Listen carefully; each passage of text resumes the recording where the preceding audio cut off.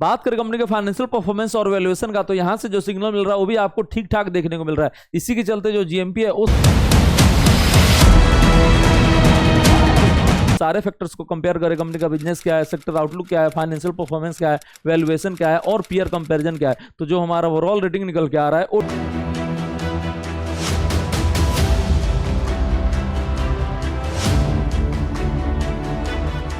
Welcome to our channel CA Abhayvarn, जहां stock market सीखना काफी आसान और मजेदार है।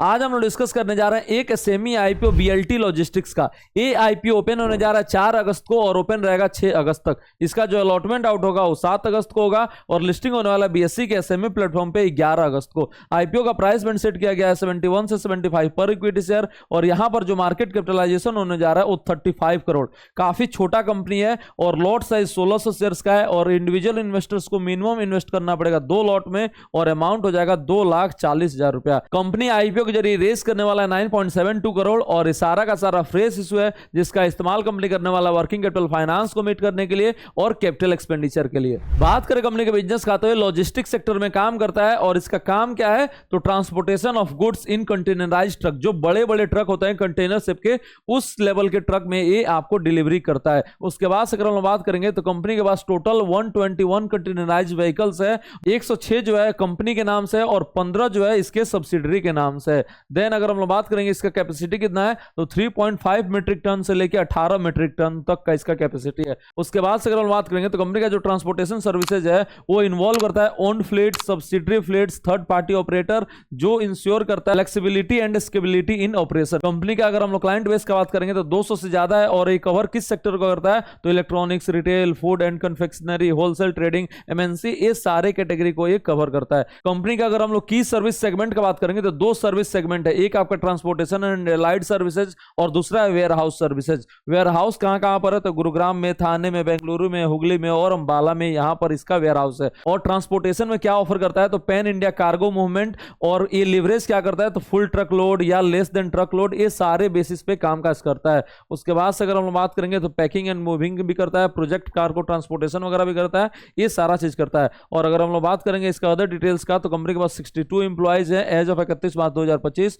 और इसका बैंकर जो है वो आईसीआईसीआई बैंक लिमिटेड है। उसके बाद से अगर हम लोग इस सेक्टर का बात करेंगे तो वहां पर भी फोकस जो है गवर्नमेंट का काफी ज्यादा है और इसमें ग्रोथ भी जो एक्सपेक्टेशंस है वो भी काफी ज्यादा देखने को मिल रहा है। गवर्नमेंट नया नया इनिशिएटिव लॉन्च कर रही है, नया नया पॉलिसी लॉन्च कर रही है, उसके बाद से यहां पर जो ग्रोथ है वो और ज्यादा बढ़ रहा है। बात करें कंपनी के फाइनेंशियल परफॉर्मेंस और वैल्यूएशन का, तो यहां से जो सिग्नल मिल रहा है वो भी आपको ठीक ठाक देखने को मिल रहा है। इसी के चलते जो जीएमपी है वो 7% देखने को मिल रहा है। अगर आप यहां पर देखेंगे रिवेन्यू, तो 40 करोड़ का रिवेन्यू अगर था उससे बढ़कर हो गया 49 करोड़ का 2025 में। और प्रॉफिट का अगर हम लोग बात करेंगे तो 3 करोड़ का प्रॉफिट और उससे बढ़कर हो गया 3.83 करोड़ का प्रॉफिट। लेकिन आरओई और आरओसी अगर हम लोग देखेंगे तो काफी हेल्दी है, 43% का, आरओसी आपका 35% का है और रिटर्न ऑन नेटवर्थ जो है वो आपका 43% का है। निगेटिव क्या है, तो निगेटिव जो है इसका प्राइस टू बुक वैल्यू वो थोड़ा सा यहां पर महंगा नजर आ रहा है और डेट टू इक्विटी ये भी आपका यहां पर निगेटिव देखने को मिल रहा है 1.55 का। स्मॉल कंपनी में यहां पर जो डेट टू इक्विटी है ये काफी ज्यादा है, इसी के चलते जो जीएमपी है वो सिर्फ 7% देखने को मिल रहा है। वैल्यूएशन का अगर हम लोग बात करेंगे तो आपका 9.37 है